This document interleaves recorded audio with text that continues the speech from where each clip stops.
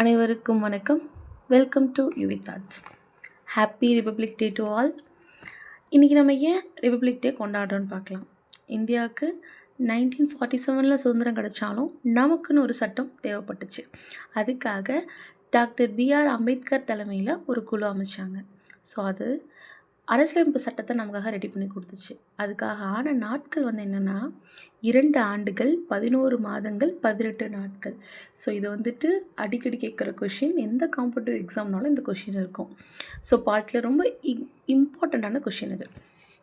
ஆனால் ஏன் நம்ம ஜான் 26 கொண்டாடுறோம் அப்படின்னா 1930 ஜான் 26 எங்களுக்கு சுதந்திரம் கிடச்சிருச்சு, பூர்ண ஸ்வராஜ் கிடச்சிருச்சு, சுதந்திரம் தான் எங்களுக்கு லட்சியம் அப்படின்னு சொல்லிட்டு நம்ம ஒரு ஒரு போராட்டம் மாதிரி பண்ணி ஒரு முழக்கம் எழுப்பணும். அந்த நாளை முழு சுதந்திரம் எங்களுக்கு வேணும் அப்படின்னு, எங்களுக்கு லட்சியம் அதுதான் அப்படின்னு சொல்லி ஒரு முழக்கத்தை நம்ம ஏற்படுத்தி அந்த நாளை ஞாபகம் வச்சுக்கணும் அப்படின்றதுக்காகவும், ஸோ அந்த நாளில் தான் நம்ம இந்த உறுதிமொழி எடுத்தோம் இல்லைங்களா. ஸோ அதனால் 1950 ஜான் 26 நம்ம கான்ஸ்டியூஷன் அமெண்ட் பண்ணலாம் அப்படின்னு சொல்லி ஒரு முடிவு எடுத்தோம். ஆனால் அதுக்கு முன்னாடி நிறைய மீட்டிங்ஸ்லாம் நடந்திருக்கு. அதுக்குன்னு ஒரு வரைவு குழு ஒன்று, டிராஃப்டிங் கமிட்டி அப்படின்ற ஒன்று ரெடி பண்ணி அதுக்கு தலைமை தாங்கினது யாருன்னு பார்த்திங்க அப்படின்னா பிஆர் அம்பேத்கர். ஸோ அவர் தலைமையிலான குழு இவ்வளோ நாள் கஷ்டப்பட்டு ஒரு டிராஃப்டிங் கமிட்டி கொடுத்தாங்க.